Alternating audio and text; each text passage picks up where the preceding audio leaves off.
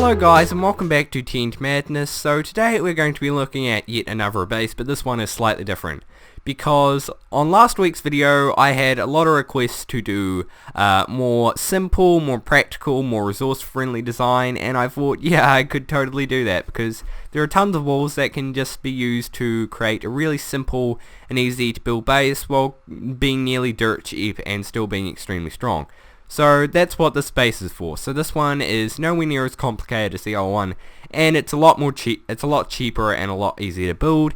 And that's two reasons. One is because it only requires lava and water to build, and two, you only have to build the structure at the top to actually build the whole thing, which is great. And the combination of regen walls and corner pillars make a near indestructible base, which is really awesome in the case of this, because you want to have the strongest defense possible while doing the least work, which is the best benefit of both worlds. So anyway, let's take a closer look at this.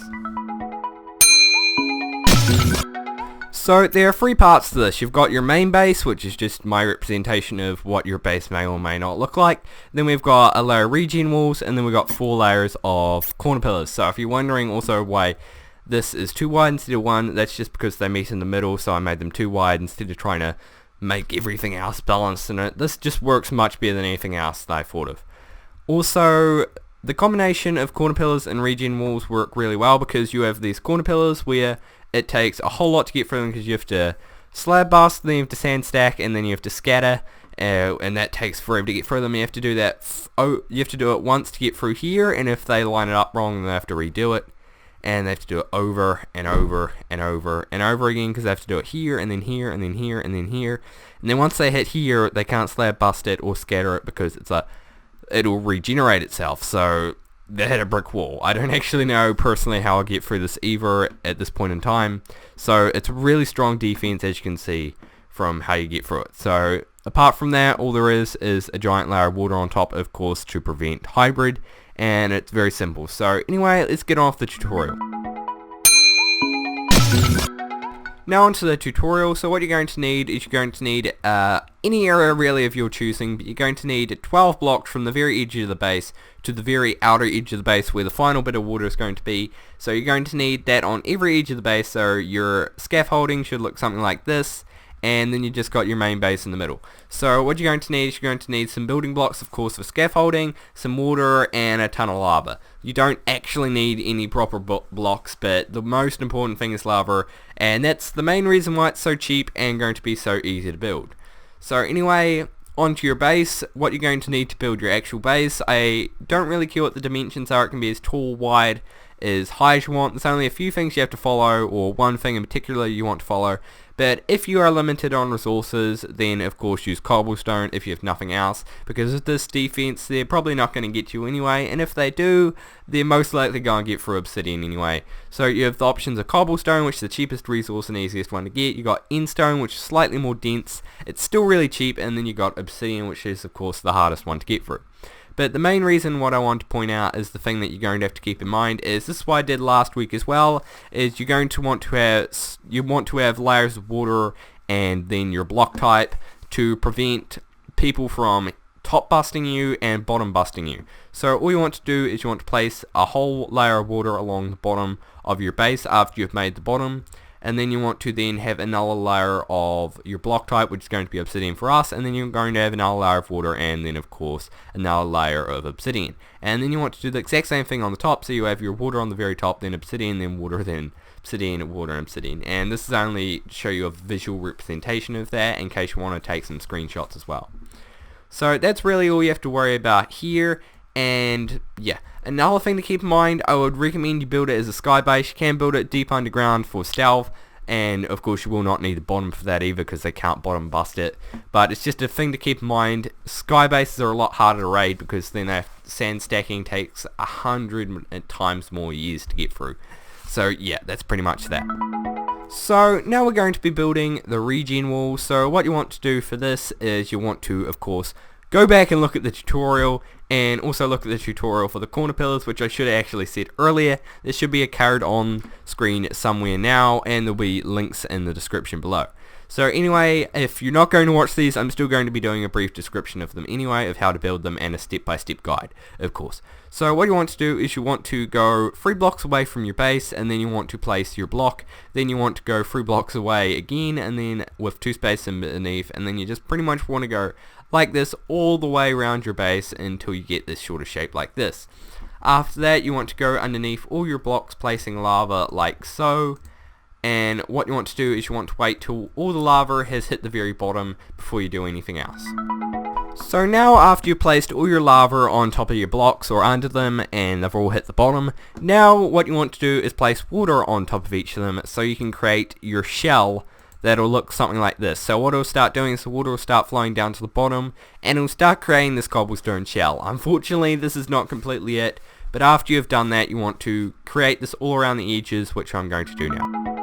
So now your wall should look something like this. Some mine are actually still building, but what you want to do now is you actually want to go along and get rid of all the water off the top of each and every single block, and then what you want to do after that is you want to destroy the top of the block and get rid of the lava as well.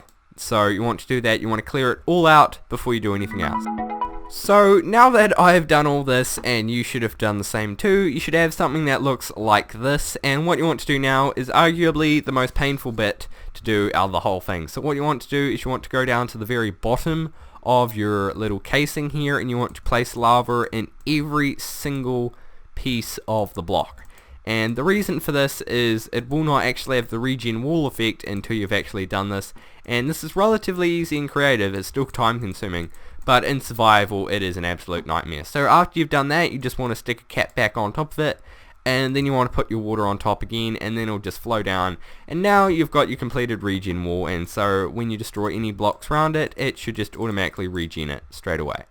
So those are the benefits of the regen wall, and they're an absolute pain to get through, which is good for you because you don't want to get raided. So after that, all you want to do is do the exact same thing for all the rest, and then you can start building the corner pillars. So before we do anything else, you want to go back and look at the tutorial for my corner pillars. There'll be a link in the description, and there should be a card on the screen somewhere now. But anyway, what you want to do, if you're not going to check it out, of course, I'm going to be going briefly over what you want to do. So you want to create a structure that looks similar like this, and you just want to expand it all the way along down there, and you want to do it around all the edges, and of course you want to create a slightly different structure for the middle, which shouldn't be that hard if you've built this before. So what these small bits in the middle are for where the water is going to go. So what you want to do to start with is place lava in each of these 4 spots here, and then you want to wait for it to hit the bottom. But before you do that, you want to actually destroy the block under it, and I'll explain the reasoning for this in a second. Also, I go much more in depth with this in my actual video. So the reason we destroy the actual block underneath it is because when we place water here, the water will then flow down the side here, and there'll be a little water flowing here, and it doesn't create cobblestone unless there is another lava source beside it. So we'll turn this lava into cobblestone because this lava is here. So what the console does, or the game does, is it checks to see if there's water and lava, and then it creates cobblestone if there is in between them. So what you want to do is you want to wait till all the lava hits the bottom, and then you want to go in all these other spaces you want to place your water. And what this will do is it will create your cobblestone pillars, or your corner pillars is what they're famously called. So as you can see, they will just start generating their pillars, and they'll just do that all the way down. And what you want to do is you want to repeat this all the way along. So now I'm going to finish building this all the way around and show you what it looks like at the end. So now I've finished doing all the corner pillars, and I did the thing where you do the 2 things here so it can make 2 actual pillars. So now your base should look something like this, and now it's most of the part finished. I just didn't do the water till the very end, and the reason for that is because it is one of the more annoying parts. Like, you can put it on every type of block, but one thing you have to do is you have to, when you have water like this, you can't have it on the side, or else it is very easy to raid you. So what I just do is I just place a block underneath, so that way it can go over to the corner here, and then that way it stops you from getting corner busted, or whatever it's called. I think it's corner busted. Yeah, so it just prevents you from doing that, because what happens is the TNT goes in the side of the block there, and then it blows up the edge, and then you just have a bad day. It ignores the water because it is technically not destroying any water. So that is one thing to keep in mind when doing this. and just really, really nice thing to have. So I'm just going to do all the water and show you what it looks like at the end. So now your base is finished and you should be good to go with for quite a while now. But anyway, hope you guys did enjoy this video. If you did, hit that like button, and if you want to, hit that subscribe button. But anyway, goodbye from TNT Madness.